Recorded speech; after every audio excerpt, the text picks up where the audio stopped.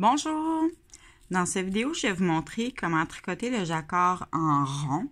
Je vais vous montrer les outils de travail, la grille, puis les techniques que vous pouvez utiliser, soit le jacquard à deux mains ou le jacquard à une main. Puis je vous explique tous les petits détails. Donc, tout d'abord, le jacquard se tricote avec une grille comme celle-ci. Donc, on va utiliser 2 couleurs ou plus. C'est ce qui constitue le jacquard. Puis, la grille va toujours se lire du bas vers le haut et de la droite vers la gauche. Quand on tricote en rond, tous les rangs sont lus de la droite vers la gauche. Donc, on commence toujours par ici pour s'en aller vers la gauche comme ça. Donc, chaque rang est lu de cette façon-là. Puis, généralement, vous allez aussi avoir une charte à côté, donc comme ça ici, qui vous indique ce que vous devez utiliser à quel endroit, donc quelle couleur va où dans votre grille.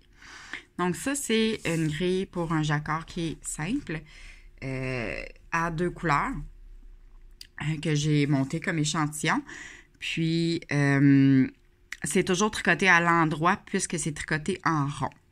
Ensuite, ça vous prend les bons outils de travail pour suivre une grille de jacquard pour vraiment vous faciliter la vie. Donc ici, j'ai une planche coconut, comme ça ici, là, c'est comme un pad, si on veut, qui se replie sur lui-même. Puis, j'ai les règles comme ça ici qui sont aimantées. Ça vient aussi avec des aimants. Donc, avec ma grille comme ça ici, je peux tout simplement placer ma règle en dessous du rang où je suis rendue et à chaque fois que je change de rang, je monte ma règle de cette façon-ci. Ça facilite le travail pour suivre où on est rendu. Donc ça, c'est les outils de travail. Il y a des planches moins dispendieuses que les coconuts qui existent. Puis sinon ça, vous pouvez utiliser une planche avec une pince en haut pour pincer votre grille et utiliser une autre pince sur le côté avec un carton ou un papier, ce que vous voulez, pour pouvoir monter à chacun de vos rangs. Donc, voici les outils de travail. Maintenant, quand on parle de jacquard tricoté en rond, une chose qui est très importante à savoir, c'est l'emplacement du joint. Donc, ici, on va parler de où on débute notre rang et où il se termine. L'emplacement du joint va toujours être décalé un peu et c'est normal. Donc, il ne faut pas penser qu'on n'a pas fait la bonne chose ou des choses comme ça. Parce que si vous regardez ici, je suis encore dans le motif, puis mon joint il est juste ici. Donc, les mailles ne sont plus placées au même endroit. C'est normal parce que quand on tricote en rond, on décale d'un rang à chaque fois. Donc, pour ce qui est du joint, c'est ce que je voulais vous montrer pour pas que vous vous posiez de questions, que vous ayez envie de tout défaire et tout recommencer à chaque fois. Ensuite, quand on tricote en rond puis qu'on a une petite circonférence comme ici, on peut tricoter en jacquard inversé. Ce que ça veut dire, c'est que normalement, on tricote à partir du devant du projet comme ça ici, l'intérieur et à l'intérieur du rond. Donc, quand on parle de jacquard inversé, on va tourner notre projet de côté, comme ceci, et on va tricoter à partir de l'arrière ici. Ça va quand même continuer notre travail dans le bon sens. Par contre, le fil va prendre plus d'expansion parce qu'il va être à l'extérieur et non à l'intérieur où il y a moins de place pour pouvoir suivre. Donc, je vais quand même juste le retourner pour la vidéo d'ici. Il y a une autre vidéo aussi qui existe là, pour le jacquard inversé si vous voulez en savoir plus là-dessus. Donc, maintenant, moi, je suis rendue ici à mon rang 4. Donc, j'ai une maille foncée, 5 mailles pâles à tricoter. Donc, si je tricote à 2 mains, ce que je vais... je recommence. Si je tricote à une seule main, je vais prendre mes fils un après l'autre. Donc, c'est important de se positionner nos balles pour être à l'aise, pour pas que les fils se croisent tout le temps. Donc, ce que je fais, c'est que je prends mon fil, je tricote une première maille, comme ceci. Puis ensuite, je lâche le fil et je vais récupérer mon fil pâle. Je vais tricoter 5 mailles.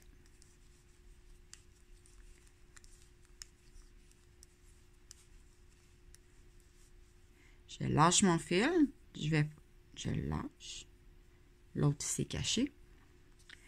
Donc, je lâche le fil pâle, je reprends mon fil foncé et je tricote une maille de cette couleur-là.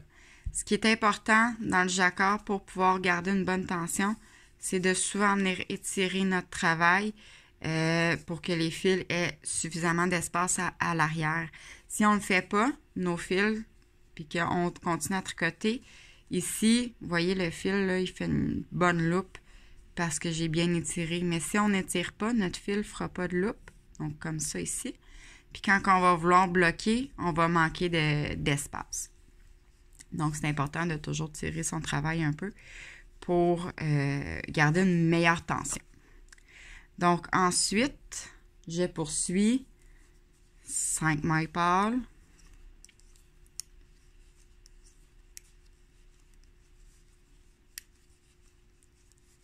Comme ça ici. Je récupère mon fil foncé et je tricote une maille. Ça, c'est vraiment le tricot à une main. Donc, à une main, on va vraiment utiliser cette main-là pour tricoter nos deux couleurs. Maintenant, si on a besoin d'avoir plus long que 5 mailles, mon standard à moi, ce serait 5 mailles.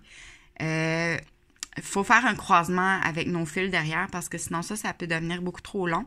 Ça peut devenir accrochant. Puis c'est là aussi qu'on peut devenir avec un problème de tension. Donc, notre fil derrière, il n'est pas assez long. Puis, ça vient serrer notre jacquard. Donc, pour faire un croisement, si je tricote encore un 2 mailles comme ça ici, un croisement avec une seule main pour tricoter, on va prendre notre fil contrastant, on va le passer devant le travail, on va tricoter la maille suivante et on va replacer le fil derrière. Je vais tricoter les deux autres mailles. Comme ça ici. Puis ce que ça fait, c'est que mon fil contrastant ici derrière, il est venu se croiser dans mes mailles, juste derrière. Donc, au lieu d'avoir une longueur comme ça, j'ai juste des petites longueurs. Donc, ça peut devenir accrochant. Donc, ici, ça ne sera plus accrochant. Ce qu'il faut savoir au niveau des croisements aussi, c'est que si vous avez plusieurs rangs d'affilés ou vous avez des croisements à faire, faites-les pas toujours à la même endroit. Donc ici, je l'ai faite dans la maille, mettons, numéro 3. Le prochain, je le ferai dans la 2. L'autre d'après, je le ferai dans la 4. Donc, on décale pour éviter que ça apparaisse au devant aussi par la suite. Puis, quand on le fait de cette façon-là, le fil rose, on ne le voit pas au devant. Là, il est vraiment juste passé derrière la maille. Alors, voilà. Si je continue maintenant, je vais juste faire la maille foncée. Si je veux continuer à vous montrer le travail à 2 mains. Donc, je vais prendre mon fil que j'utilise le moins dans ma main gauche et le fil que j'utilise le plus dans ma main droite. Donc, dans la main gauche, ça va être la technique du continental qu'on va utiliser. Donc, on va récupérer notre fil, comme pour tricoter à la continentale. Puis, dans notre main droite, on va conserver notre fil régulier. Donc, je poursuis le même motif. Donc, j'ai 5 mailles pâles pour une maille foncée que je viens tricoter avec ma main gauche. J'ai pas assez de tension.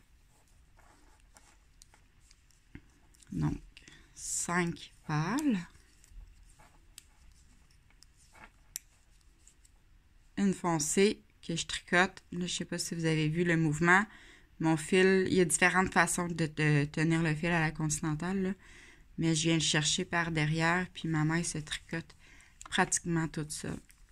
Donc, au lieu d'avoir à lâcher les fils à chaque fois, vous pouvez tout simplement tricoter comme ça. Puis j'arrive ici, je tricote ma maille, puis je continue. Donc, c'est le tricot à 2 mains. Puis, si je vous montre, là, si je fais une maille de chaque, donc une foncée, une pâle, c'est beaucoup plus rapide de cette façon-là versus si on lâche le fil à chaque fois. Donc, vous voyez, juste ici. Maintenant, si je veux avoir un croisement de fil derrière, quand je tricote à 2 mains, Donc, quand j'arrive à l'endroit où je vais croiser mes fils, je vais juste me reprendre avec plus de tension. Je glisse mon fil devant mon travail, je tricote ma maille et je repositionne mon fil derrière. Puis, je continue mon tricot. Comme ceci. Alors, j'ai croisé derrière juste en passant le fil de l'avant à l'arrière.